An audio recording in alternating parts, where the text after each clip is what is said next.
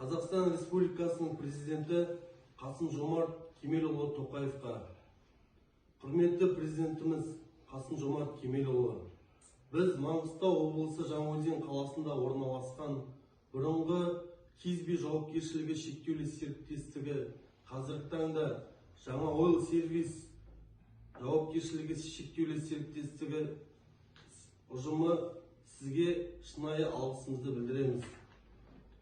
Жаңа Ойл Сервис мекемесінің ашылып, өз жұмысын бастауы өңірдің әлеуметтік экономикалық дамуына және халықтың әл-ауқатының артуына оң ықпал ететін маңызды қадам деп есептейміз.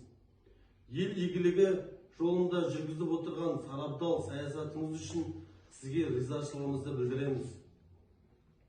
Сонымен қатар, көптеген мәселелердің президент әкімшілігінен тікелей қадағалаумен әділ әрі заңды түрде шешіліп жатқанын ерекше атап өткіміз келеді. Осы мүмкіндікті пайдалана отырып, мекеме ұжымы сізді және барша қазақстандықтарды 16 желтоқсан Қазақстан Республикасының тәуелсіздік күнімен шын жүректен құттықтаймыз. Тәуелсіздігіміз мәңгі болып, көк туымыз әрдайым биікте желбірей берсін. Еліміз аман, жұртымыз тыныш болсын. Рахмет.